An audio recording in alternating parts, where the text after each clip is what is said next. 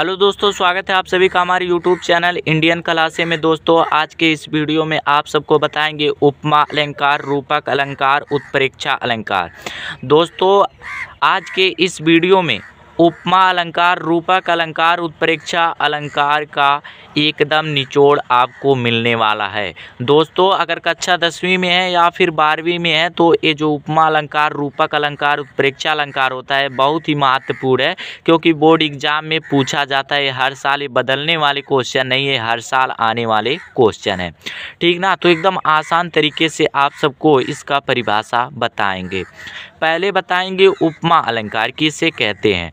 जहाँ पर किसी एक वस्तु की तुलना दूसरी वस्तु के रूप, रंग, गुण, धर्म के आधार पर की जाती है उसे उपमा अलंकार कहते हैं। दोस्तों, जहाँ पर किसी एक वस्तु की तुलना, मान लीजिए कोई एक वस्तु है, उसकी तुलना एक प्रसिद्ध वस्तु से की जाती है। कोई मान लीजिए कोई वस्तु है और उसकी तुलना एक प्रसिद्ध वस्तु से कर रहे हैं तो उसे उपमा अलंकार कहते हैं, ठीक ना।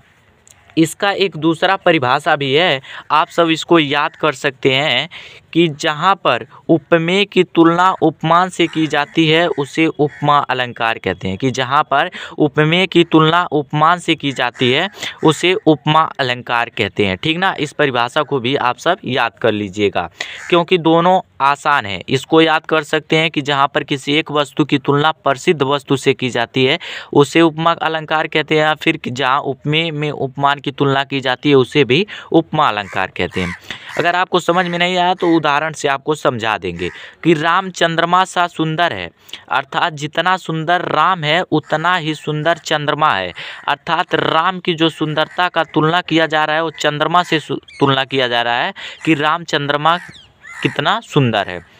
वह शेर की तरह बहादुर है, कि वह जितना ताकतवर है, कि जितना शेर ताकतवर है, शेर जितना ताकतवर है उतना ही ताकतवर वह है। अर्थात वह शेर की तरह बहादुर है, उसकी तुलना शेर से की जा रही है कि वह शेर की तरह ही बहादुर है, ठीक ना। अगर आप इस परिभाषा से समझ गए, दूसरा परिभाषा है कि जहाँ पे उपमेय की तुलना उपमान से की जाए।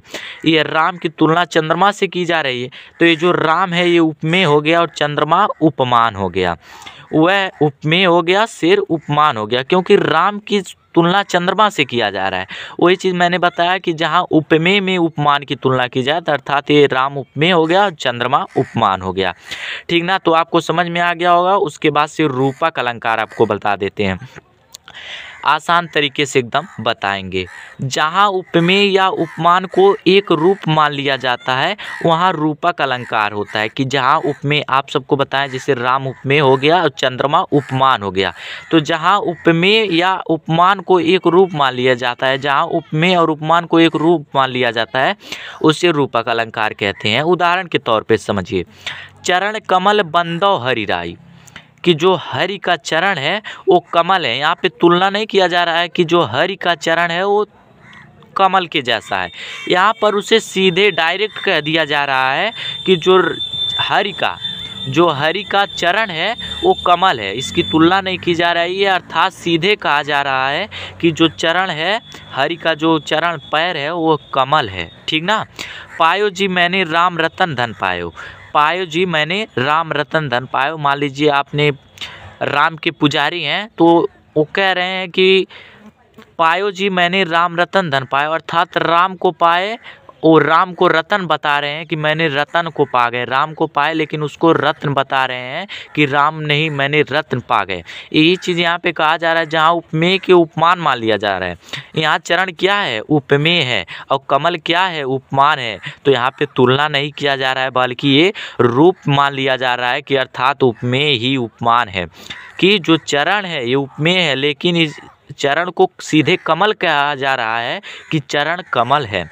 पायो जी मैंने राम रतन धन पाया, अर्थात मैंने राम नहीं पाया, सीधे रतन ही पा गया, ठीक ना। तो यही चीज़ें बताएं कि जहाँ उपमेय में उपमान की तुलना हो, तुलना नहीं, जहाँ पे उपमेय या उपमान को एक रूप मान लिया जाता है उसे ही वो रूपक अलंकार कहते हैं, ठीक ना। उसके बाद से है उत्प्रेक्षा अलंकार। उत्प्रेक्षा अलंकार है कि जहाँ उपमेय में उपमान की संभावना प्रकट की जाए, कि जहाँ उपमेय में उपमान की संभावना प्रकट की जाए वहाँ उत्प्रेक्षा अलंकार होता है।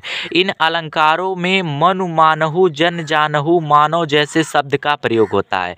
मनु मानहु जन जानहु, यहाँ पे कॉमा रहेगा, मनु मानहु जन जानहु जैसे शब्दों का प्रयोग होता है। जैसे उदाहरण में देखो, सिर फट गया उसका वही मानो अरुण रंग का घोड़ा हो। यहाँ पे देख सकते हैं मानो आया कि नहीं आया। और मैंने वही चीज़ बताया है कि मनु मानहु जन जानहु मानो जैसे शब्द आते हैं कि इस अलंकार में दोस्तों इस तरीके से अगर आपको उत्प्रेक्षा अलंकार पूछा जाए कि इसमें कौन सा अलंकार है, अगर मनु मानहु जन जानहु मानो जैसे शब्द अगर आपको दिख गए तो जान लीजिए उत्प्रेक्षा अलंकार है।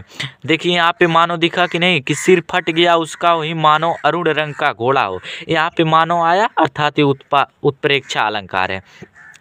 दोस्तों उम्मीद करता हूँ ये वीडियो आपको पसंद आया। अगर वीडियो पसंद आया तो लाइक कर दीजिएगा, मेरे चैनल पे नया हो तो मेरे चैनल को सब्सक्राइब कर दीजिएगा, क्योंकि दोस्तों अलंकार के जितने भी प्रकार हैं, रस के जितने भी प्रकार हैं, छंद के जितने भी प्रकार हैं, आप सबको डिस्क्रिप्शन में लिंक मिल जाएगा। इसी तरीके आसान भाषा में बताए हैं, आपको रटने की ज़रूरत नहीं है दोस्तों, केवल समझने की ज़रूरत है, ठीक ना।